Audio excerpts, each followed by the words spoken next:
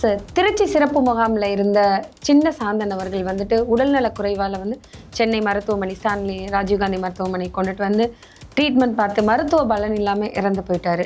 தொடர்பில்லாத சாந்தனை கூப்பிட்டு உள்ளே வச்சுருந்தாங்க. இவர் வந்துட்டு ஒரு நார்மலான இங்கே தமிழகத்துக்கு படிக்க வந்த ஒருத்தவரை பிடிச்சி உள்ளே வச்சுட்டாங்க. திருச்சி சாந்தன்கிறது வேற. அதாவது திருச்சி சாந்தனுக்கு இன்னொரு பேர் இருக்குது, குண்டு சாந்தன் இருக்குது.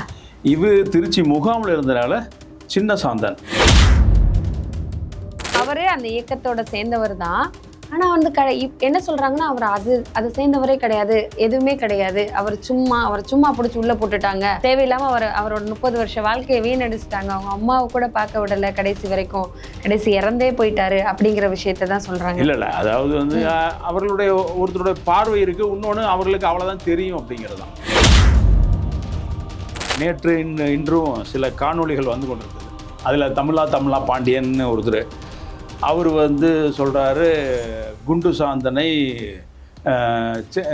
குண்டு சாந்தன் தான் இது, சின்ன சாந்தன் வந்து குண்டு சாந்தனை சுட்டு கொண்டாரு அப்படின்னு சொல்கிறாங்க.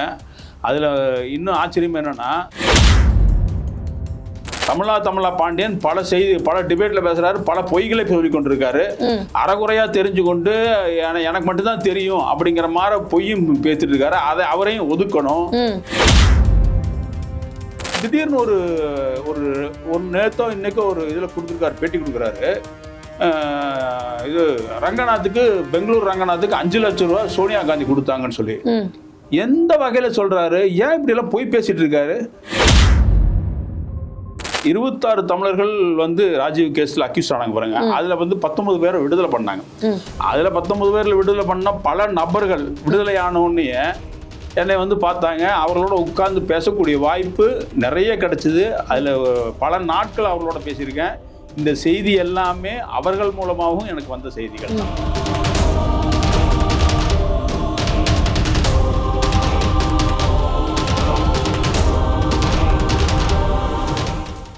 வணக்கம் சார். வணக்கம் சார், திருச்சி சிறப்பு முகாமில் இருந்த சின்ன சாந்தன் அவர்கள் வந்துட்டு உடல்நலக் குறைவால் வந்து சென்னை மருத்துவமனை, ஸ்டான்லி ராஜீவ்காந்தி மருத்துவமனை கொண்டுட்டு வந்து ட்ரீட்மெண்ட் பார்த்து மருத்துவ பலன் இல்லாமல் இறந்து போயிட்டாரு. ஆனால் அவரை பற்றி நிறைய செய்திகள் வெளியே வருது. என்னென்னா வந்து இவருக்கும் ராஜீவ்காந்தி அவர்கள் கொலைக்குமே எந்த தொடர்புமே கிடையாது. தொடர்பில்லாத சாந்தனை கூப்பிட்டு உள்ளே வச்சுருந்தாங்க. இவர் வந்துட்டு ஒரு நார்மலான இங்கே தமிழகத்துக்கு படிக்க வந்த ஒருத்தவரை பிடிச்சி உள்ளே வச்சுட்டாங்க. கடைசி வரைக்கும் அவரை பார்க்க யாருமே இல்லை. கடைசி நேரத்தில் அவங்க அம்மாவை பார்க்கறதுக்காக ஊருக்கு போகிற நேரத்தில் இப்படி இறந்து போயிட்டாரு அப்படின்னு நிறைய செய்திகள் வெளியே வருது. உங்களுக்கு தெரிஞ்ச சில செய்திகள் சொல்லுங்களேன் சார். இல்லை, திருச்சி சாந்தன்கிறது வேற.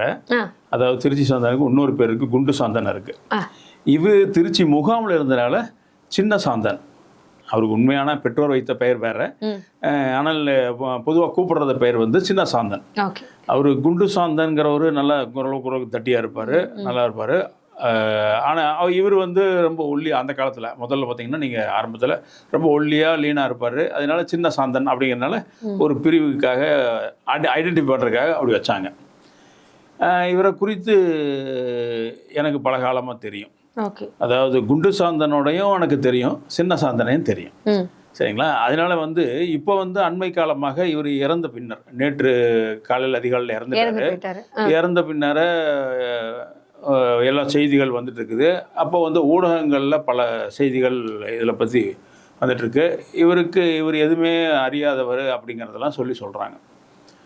ஆனால் என்னை பொறுத்த வரைக்கும் ஒருத்தர் இறந்துட்டார், அவருடைய வரலாற்றை நம்ம மறைக்கக்கூடாதுன்னு நினைக்கிறோம்.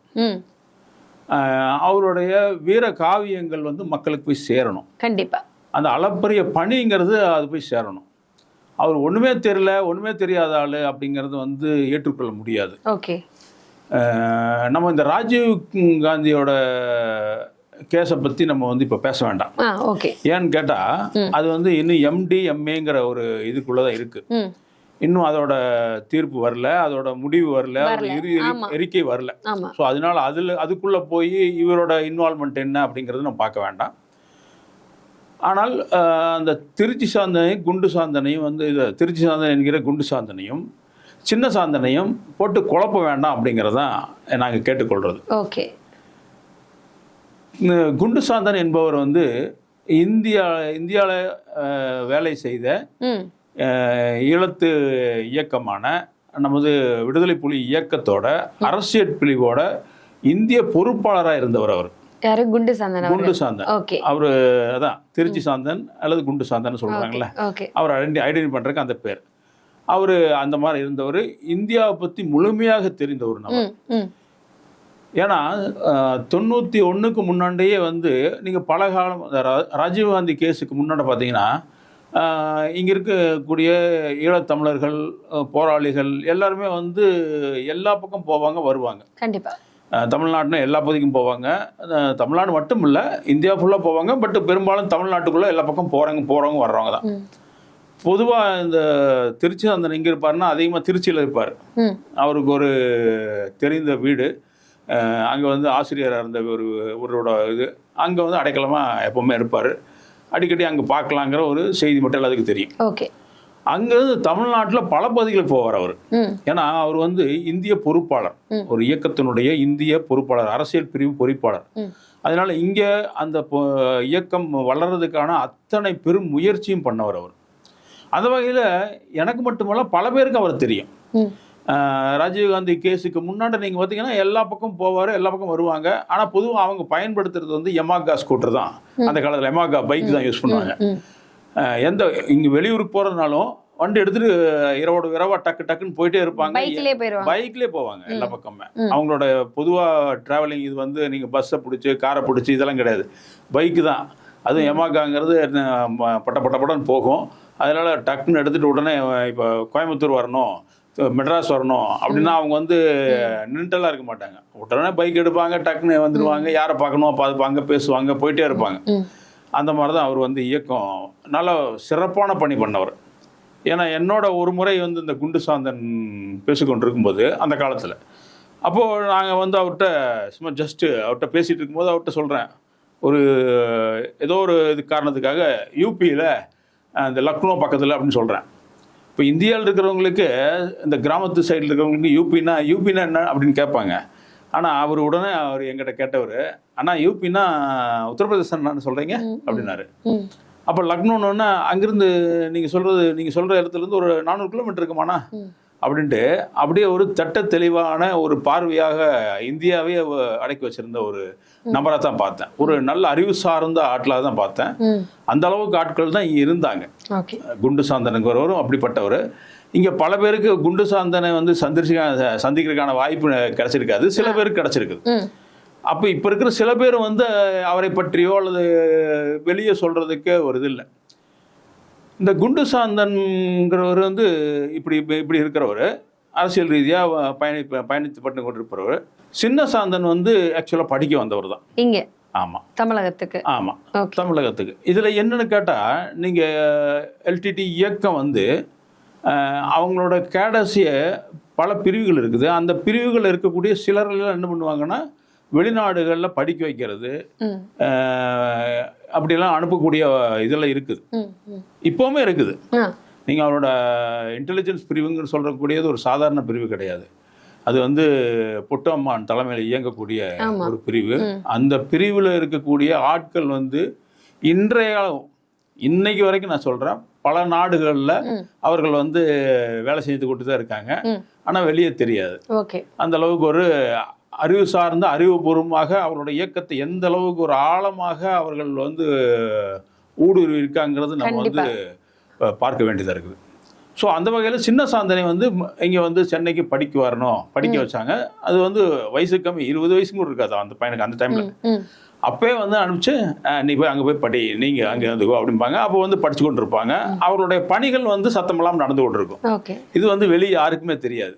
இன்றளவும் அது நடந்து கொண்டிருக்கிறது. இன்னைக்கும் வந்து பல நாடுகளில், ஐரோப்பிய நாடுகள்லையும் சரியும் எல்லா நாடுகள்லையும் சரி அந்த மாதிரி ஆட்கள் வந்து பல பேர் இருக்காங்க.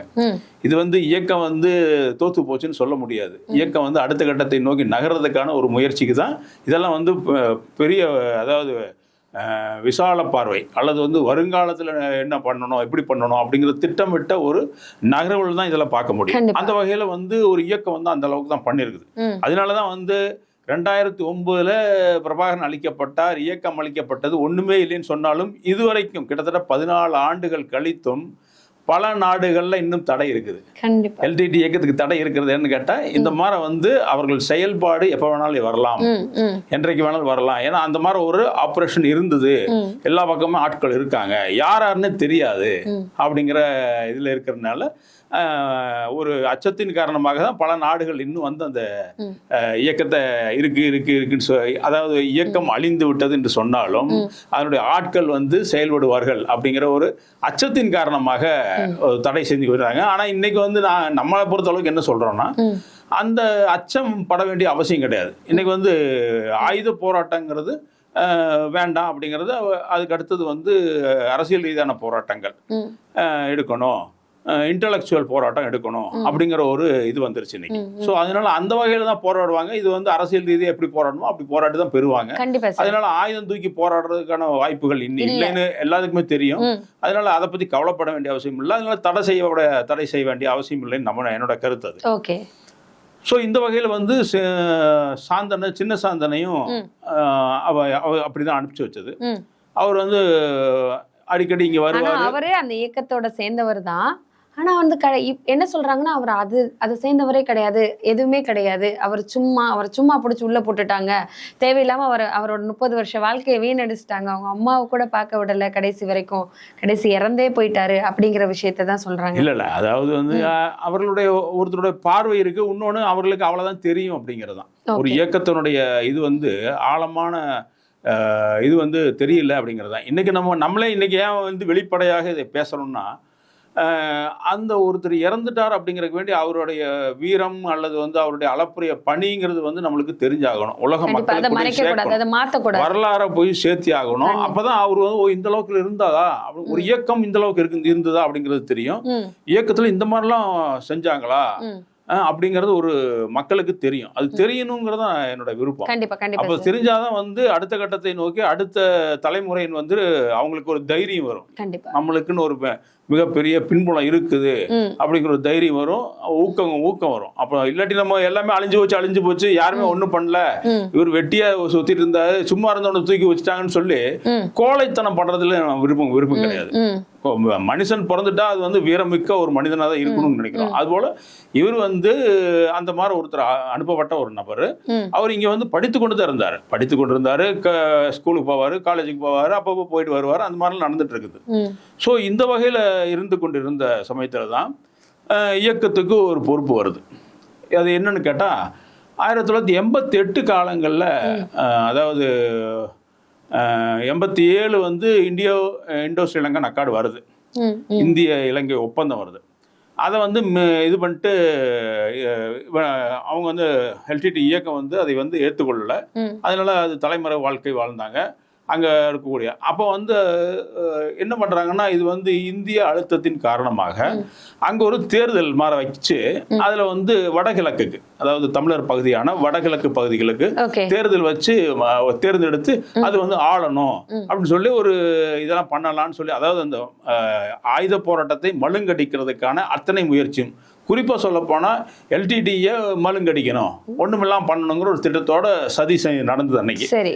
அந்த சதியில அது என்ன பண்ணாங்கன்னா, அப்ப அதுக்கு ஒரு தேர்தல் வருது, வடகிழக்குக்கு தேர்தல் வைக்கிறோம் அப்படின்னு சொல்லி இலங்கை அரசு அனௌன்ஸ் பண்ற மாதிரி பண்ணி, அதுக்கு பின்புலம் முழுவதும் இந்தியா தான்.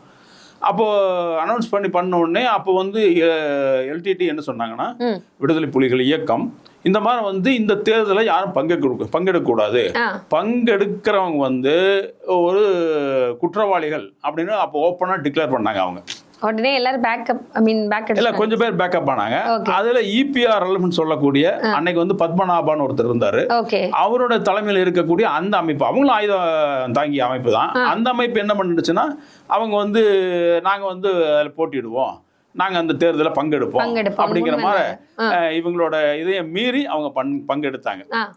அப்போ வந்து உடனடியாக அப்போ சொல்லப்பட்டது, அதாவது இந்த தேர்தலில் பங்கெடுத்தால் அவர்கள் குற்றவாளிகள், அவர்கள் வந்து இது பண்ணணும், அவர்களை வந்து நாங்கள் வந்து இந்த இதுல இருந்து நீக்கிறதுக்கான, அதாவது இந்திய அரசோட சேர்ந்துட்டு ஈழத்துக்காக போராடுற எந்த அமைப்பையும் அவங்க வந்து எதுவும் பண்ணல.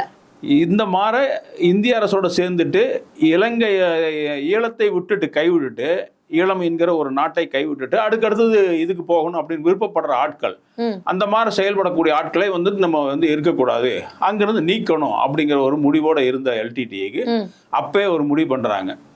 அப்போ வந்து 88ல் இந்த தேர்தல் வருது.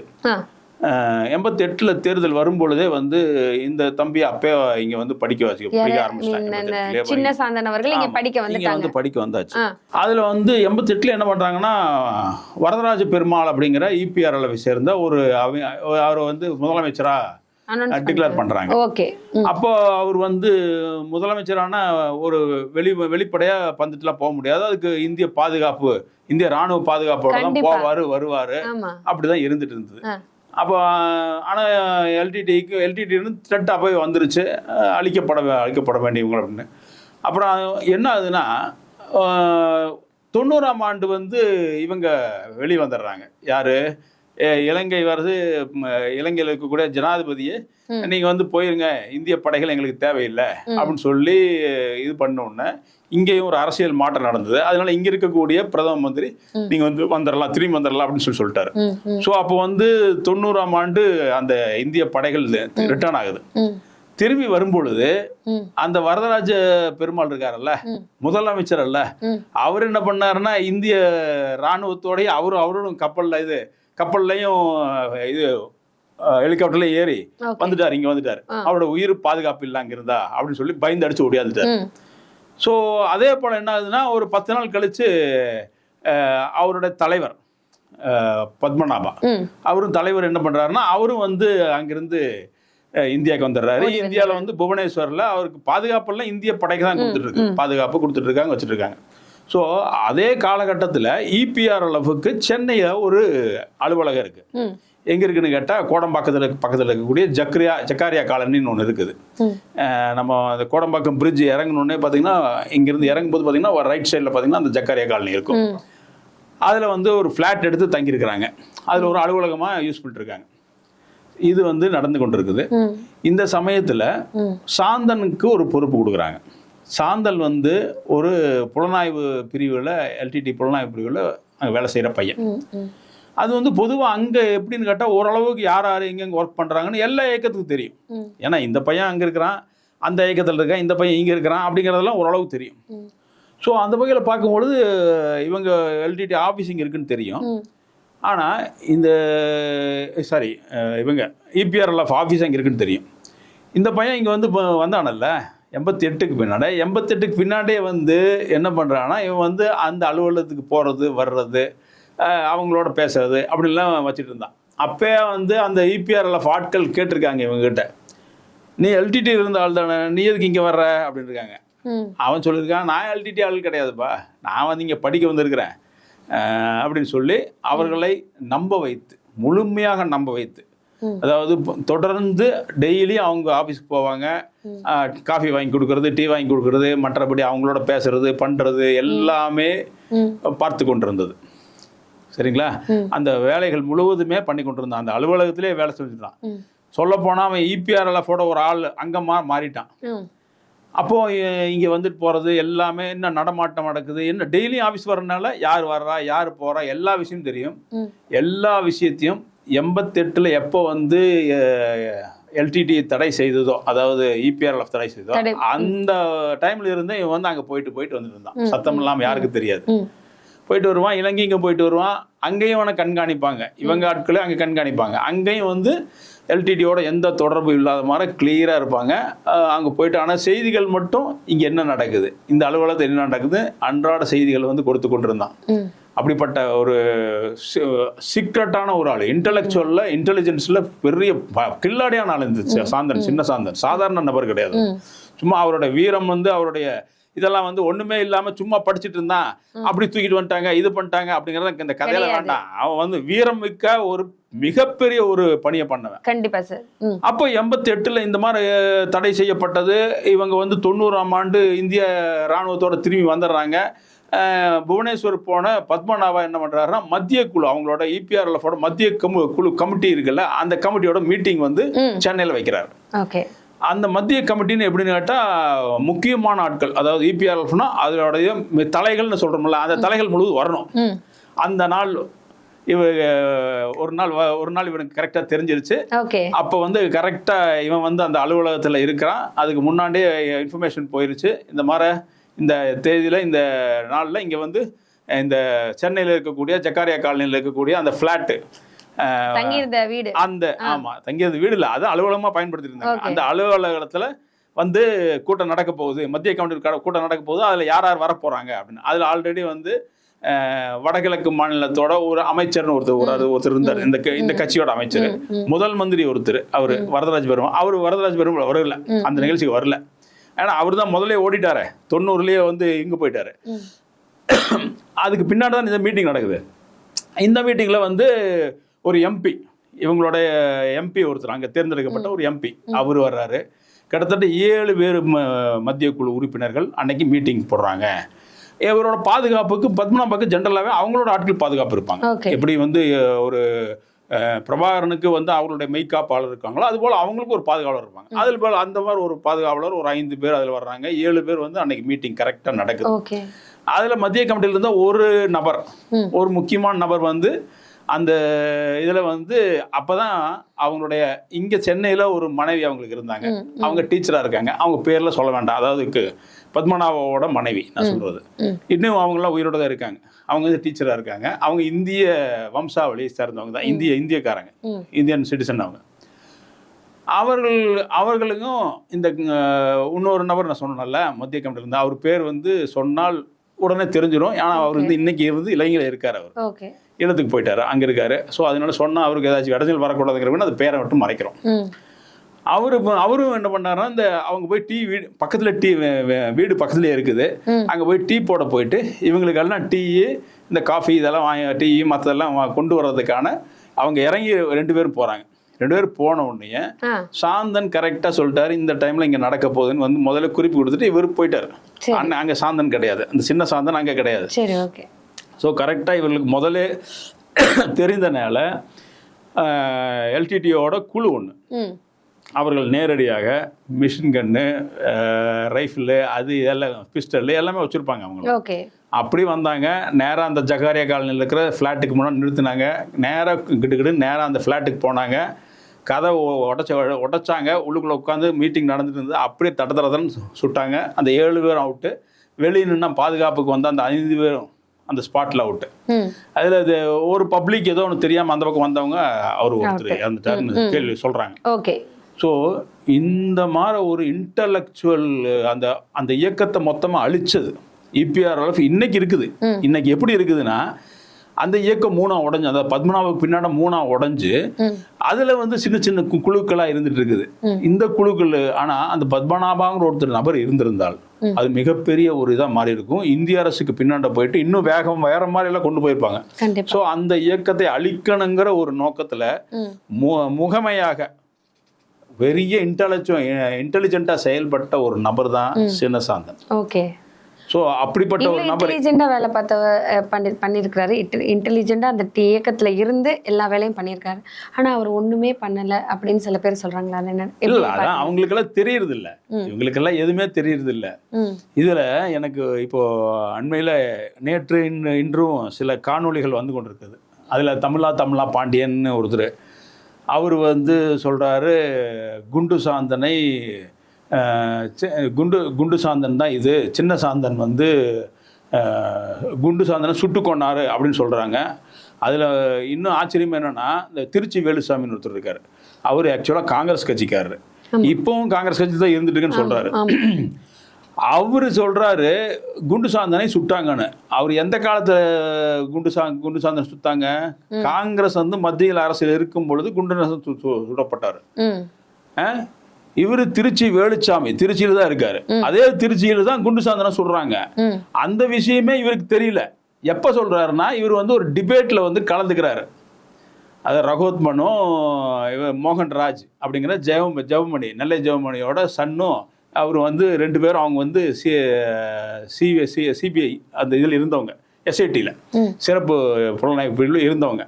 அவங்க 2 பேரும் இருக்கக்கூடிய அந்த டிபேட்ல இவர் கலந்து கொண்டாரு. அப்படிங்கிறதுனால அவர் சொல்லும்போது தான் இந்த மாதிரி ஒரு செய்தி எனக்கு தெரியுது. அப்படின்னா அந்த டிபேட் நடந்ததே இப்போ ஒரு அண்மை காலமாக தான். அப்ப அது வரைக்குமே குண்டு சாந்தன் யாரு சின்ன சாந்தன் யாருன்னு இவருக்கு தெரியாத, அடையாளமே தெரியாம உட்கார்ந்து இருக்கிற ஒரு நபர்கள் பல செய்திகளை வந்து எல்டிடியை பத்தி சொல்லிட்டு இருக்காங்க, இயக்கத்தை பத்தி சொல்லிட்டு இருக்காங்க, அந்த காலத்துல அது பண்ணாங்க, இந்த காலத்துல இது பண்ணாங்கன்னு சொல்லிட்டு இருக்காங்க. அப்ப இவங்கெல்லாம் என்ன கதை பேசிட்டு இருக்காங்கன்னு தெரியுது. பேசுனா வரலாறை தெரிந்து உண்மையா இருந்தா பேசணும்னு நான் சொல்றேன். கண்டிப்பா. தெரியலையா அவங்க அப்படி வாயை மூடிட்டு அவங்க இருக்கணும். தேவையில்லாத இதெல்லாம் வந்து இங்க தமிழ்நாட்டுக்குள்ளார அதை இதையும் குழப்பம் பண்ணிட்டு இருக்க கூடாதுங்கிறதான் நம்மளோட விருப்பம். உண்மையான இதா இருந்ததுன்னா, அந்த வரலாறு உண்மையான வரலாறு தெரிஞ்சதா, தெரிந்தால் சொல்லுங்கள், தெரியலன்னா விட்டுருங்க. ஆனா அவர் ஒத்துக்கொள்றாரு. எனக்கு அவங்க அந்த ரெண்டு பேரும் டிபேட்ல பேசும் பொழுது அவங்களாக ஒத்துக்கொண்டனாலதான் எனக்கு இந்த விஷயம் தெரியுது அப்படிங்கிறாரு. அப்ப இவர் குண்டு சாந்தனை இது வரைக்கும் பார்த்து இல்ல போல இருக்கு, கேள்விப்பட்டது இல்ல போல இருக்கு.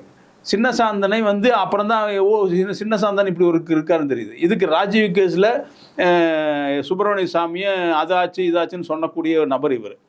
ஆனா இது வரைக்கும் சுப்பிரமணிய சாமியை அவரோட இதுவும் கூட ஒன்றும் கூட இது பிடுங்க முடியல. அப்படி இவர் வந்து அதை இதையும் பேசிட்டு தான் இருக்காங்க. காங்கிரஸ்ல இருக்காரு. காங்கிரஸ் வந்து மிகப்பெரிய துரோகம் பண்ணுச்சு நம்மளுக்கு.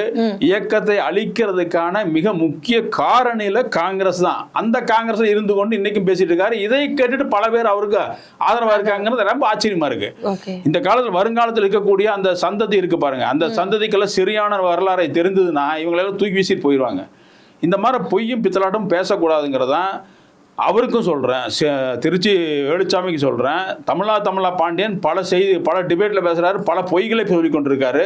அறகுறையாக தெரிஞ்சு கொண்டு எனக்கு மட்டும்தான் தெரியும் அப்படிங்கிற மாதிரி பொய்யும் பேசிட்டு இருக்காரு. அதை அவரையும் ஒதுக்கணும், இவங்களையும் ஒதுக்கணும். இப்போ அந்த களஞ்சியம்னு ஒருத்தர் ஒரு டைரக்டர் பண்ணன்னு சொல்லி அவர் வந்து அந்த காலத்தில் அந்த இந்த நிகழ்ச்சிகள் நடக்கும் பொழுது அவர் இராணுவத்தில் இருந்தவர், இந்திய இராணுவத்தில் வேலை செஞ்சுட்டு இருந்தவர். அவர் இன்னைக்கு வந்து அவரும் பேசுகிறாரு, எல்டிடி அப்படியாச்சு, சிந்தன சாந்தன் இப்படியாச்சு அப்படி. என்னையா ஏன் இதெல்லாம் பண்றீங்க? நாங்களாம் நேரடியாக அதில் பங்கெடுத்த ஆட்கள், நாங்களாம் இங்கே இருக்கிறோம். என்னை மாற பல பேர் இருக்காங்க. அவர்களெல்லாம் யாரும் வந்து வெளியே பேசுறது இல்லை. அதனால என்ன சொன்னாலும் கேட்டுக்குவாங்க, என்ன சொன்னாலும் நாங்கள் சொல்றதான் செய்தி அப்படின்னு நினைச்சிட்டு இந்த பொய்யும் பித்தலாட்டமும் பேச வேண்டாங்கிறது இது வந்து ஒரு கோரிக்கையை வைக்கிறோம். இந்த மாதிரி பொய்யும் பித்தலாட்டம் வரலாற்றை திருத்தி பேசி கொண்டிருந்தால் இது தவறான செய்திகளை போய் சேர்க்கும் அப்படிங்கிறதான். குண்டு சாந்தனுங்கிற அந்த பத்மநாபா கேஸ் இருக்கு பாருங்க, அதுல குண்டு சாந்தனும் ஒன் ஆஃப் த அக்யூஸ்டு. இதே இவர்களுக்கு தெரியல, இந்த பேசிக்கொண்டிருக்கிற நபர்களுக்கு தெரியல. Gundu Santhan one of the accused, அதுல வந்து அந்த கேஸ்ல இருக்கார் அப்படிங்கிறதான்.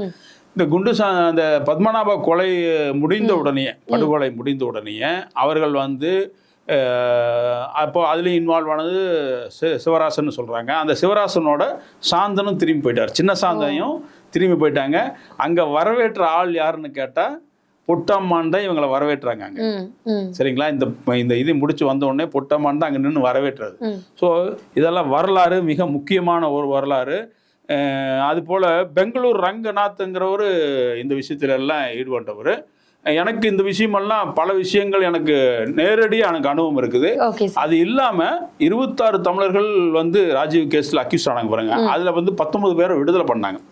அதில் 19 பேரில் விடுதலை பண்ண பல நபர்கள் விடுதலை ஆனோடனே என்னை வந்து பார்த்தாங்க. அவர்களோட உட்கார்ந்து பேசக்கூடிய வாய்ப்பு நிறைய கிடைச்சிது. அதில் பல நாட்கள் அவர்களோட பேசியிருக்கேன். இந்த செய்தி எல்லாமே அவர்கள் மூலமாகவும் எனக்கு வந்த செய்திகள் தான். சரிங்களா? அதுபோல் இந்த தமிழா பாண்டியன் வந்து திடீர்னு ஒரு நேத்தோ இன்னைக்கோ ஒரு இதில் கொடுத்துருக்காரு, பேட்டி கொடுக்குறாரு. இது ரங்கநாத்துக்கு, பெங்களூர் ரங்கநாத்துக்கு 5 லட்சம் ரூபா சோனியா காந்தி கொடுத்தாங்கன்னு சொல்லி எந்த வகையில் சொல்கிறாரு? ஏன் இப்படியெல்லாம் போய் பேசிகிட்டு இருக்காரு? அந்த ரங்கநாத்தை வந்து எனக்கு பர்சனலாக தெரியும். ரங்கநாத்தை வந்து நான் வந்து பெங்களூர் ரங்கநாத் அவர் பேர். பெங்களூரில் போய் பல நாட்கள் என்னோட பேசியிருக்காரு, பல நாட்கள் இருக்காரு. அவருக்கு இறக்கறக்கு முன்னாடி வரைக்கும் அவர் என்ன கஷ்டப்பட்டார், காசுக்காக எவ்வளோ கஷ்டப்பட்டாருன்னு எனக்கு தெரியும். சரிங்களா? அப்படி கஷ்டப்பட்ட நபரை இவர் கொச்சைப்படுத்துறாரு. போய் சோனியா காந்தி 5 லட்ச ரூபா கொடுத்தாங்க அப்படின்னு. சோனியா காந்தி சந்திச்சது உண்மை. அதையும் அந்த சந்திச்சதை இவர் என்ன சொல்றாருன்னா, பெங்களூர் வந்தாங்க அப்படிங்கிற மாதிரி எதாவது சொல்லியிருந்தாரு. கண்டிப்பா சார். இவரை வந்து இங்கிருந்து ஃப்ளைட் வச்சு கூட்டிட்டு போய் டெல்லியில இருக்கக்கூடிய வீட்டில் தான் வச்சு சோனியா காந்தி மீட் பண்ணி பேசினாங்க. சரியா? அதுல பணமெல்லாம் எங்கேயும் வாங்க கிடையாது, பணம் யாருக்கும் இது பண்ண கிடையாது. பணம் வாங்கியிருந்தா ஏன் 5 லட்ச ரூபா வாங்கியிருந்தா ஒரு நல்ல பிசினஸ் பண்ணிட்டு உட்காந்துருப்பார்ல ரங்கநாத். அவர் பரிதாபமான காசுக்காக கடைசி வரைக்கும் கஷ்டப்பட்டு இருந்தவர். அந்த காசு இல்லாதனால அவருடைய ஒய்ஃபு வந்து அவர்கிட்ட இருந்து விலகி போயிட்டாங்க.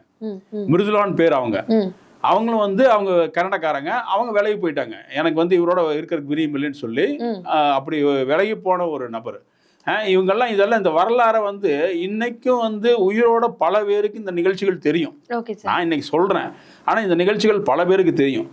தெரிந்த நபர்கள் எல்லாருமே வந்து அமைதி காத்து கொண்டிருக்கிறதுங்கிறது ரொம்ப முடியாத ஒரு காரியமா இருக்கு. ஆனால் இந்த சின்ன சாந்தனை கடைசியாக வெளியெடுப்பதற்கு பல முயற்சிகள் நடந்தது. இந்த ராஜீவ் கேஸ்ல இருந்து வெளியே வர்றதுக்கு கடைசி கட்டங்கள்ல அதிகமா பாடுபட்டவர் வந்து நம்ம மறுக்கக்கூடாது, மறக்கவும் கூடாது, வழக்கறிஞர் புகழேந்தி. அவருக்கு வந்து மேடை நின்று பேச தெரியாது. ஆனால் வந்து கோர்ட்டுக்கெல்லாம் போய் அலைஞ்சு திரிஞ்சு அவங்களெல்லாம் பல பேரை வந்து விடுதலையாகி வெளியே வர்றதுக்கான இன்னைக்கு வரைக்கும், அதாவது சின்னசாந்தன் வந்து அவர் ஊருக்கு போகிறதுக்கும் கூட அவர் பாடுபட்டார் அப்படிங்கிறது வந்து எங்களுக்கு அந்த செய்திகள் தெரியும். ஏன்னா நாங்கள் இலங்கையில் இருக்கிற ஈழத்தில் இருக்கிற சில ஆட்களோட தொடர்பில் இருக்கோம், மிக முக்கியமான ஆட்களோட. அந்த ஆட்கள் வந்து எங்களுக்கு சொன்னது வந்து இவர் வழக்கறிஞர் புகழேந்தி இதுக்காக பாடுபட்டிருக்காருன்னு. வேற இங்க இருக்கக்கூடிய தமிழுக்காகவும் தமிழ் தேசியத்திற்காகவும் பாடுபட்டுன்னு சொல்லக்கூடிய சிலர்லாம் வந்து பொட்டமானாவது இதாவதுன்னு சொன்ன ஆட்கள்லாம் இருக்காங்க இங்க.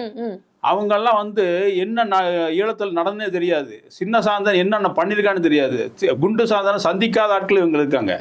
இவங்க எல்லாம் இந்த கதையெல்லாம் பேசிட்டு இருக்க வரலாறே தெரியாம உளறி கொண்டிருக்க ஆட்கள் தான் இன்னைக்கு வந்து முன்னுக்கு வந்து நின்றுகிட்டு பெருசா பேசி கொண்டிருக்காங்க அவர்கள் சார்ந்து இருக்குன்னு. கண்டிப்பா சார். அமைதியா வந்து இன்னைக்கு தெரியாம அமைதியா இருக்கக்கூடிய பல ஆட்கள் இருக்காங்க. அவர்களுக்கெல்லாம் முழுமையா நிறைய விஷயங்கள் தெரியும். அவர்களெல்லாம் வாய் திறந்து பேசுற அளவுக்கு வச்சுக்க வேண்டாம். இதுல வந்து நளினி எல்லாம் இருக்காங்க பாருங்க, அவங்க எல்லாம் வெளியே வர்ற வரைக்கும் சாந்தனை வந்து ரொம்ப, அதாவது தன் சொந்த தம்பி போல அந்த சிறைக்குள்ள பாத்துட்டு இருந்தாங்க அப்படிங்கறதெல்லாம் எங்களுக்கு எல்லாம் சொல்லியிருக்காங்க. ஸோ அங்க நடந்த விஷயம் எல்லாம் எங்களுக்கெல்லாம் முழுமையாக அவர்கள் நேரடியாக எங்களுக்கு தெரிந்த விஷயம் தான். இந்த மாதிரி இவங்க வந்து எங்கேயோ கதை கேட்டுட்டு எங்கேயோ வந்து பேசிட்டு எதுவுமே தெரியாம வந்து உளற ஆட்கள் கிடையாது. இந்த மாதிரி உளறதை நிறுத்தி கொள்ள வேணுங்கிறது தான் இது. வரலாறை திருத்தி பேசாதீர்கள், வரலாறை சரியா பேசுங்க. அடுத்த கட்டத்தை நோக்கி அடுத்த சந்ததிக்கு சரியான வரலாறை சொன்னாதான் இப்ப இருக்கக்கூடிய சின்ன சாந்தன் வந்து எவ்வளவு வீரம் மிக்கவர் அப்படிங்கறது நம்ம சொல்லிதான் ஆகணும். ஒரே ஒரு இன்சிடென்ட் சொல்லியிருக்கேன். நாங்க பல இன்சிடென்ட்ஸ் இருக்குது, ஒரு இன்சிடென்ட் போதும். ராஜீவ் காந்தி கேஸ்ல என்ன நடந்ததுங்கிறது MDMA ஒரு அவங்களோட அறிக்கையெல்லாம் வரட்டும், ஒரு முடிவுக்கு வரட்டும், அப்புறம் இவங்களோட இதை பத்தி எல்லாம் பேசுவோம். ஆனா ராஜீவ் காந்தில கேஸ்ல மாட்டினவங்க அத்தனை பேருமே வந்து இந்த மாதிரி இன்டலெக்சுவல் நான் சொல்ல மாட்டேன். இதை வந்து சிலர் வந்து இருக்காங்க, சில அப்பாவிகளும் மாட்டிக்கொண்டு இருந்தாங்க அப்படிங்கறதான் இந்த நிகழ்ச்சியோட நம்ம நன்றி சார். தொடர்ந்து சின்ன சாந்தனுக்கு ஒரு அஞ்சலி செலுத்தி முடிச்சுக்கிறோம். நன்றி சார்.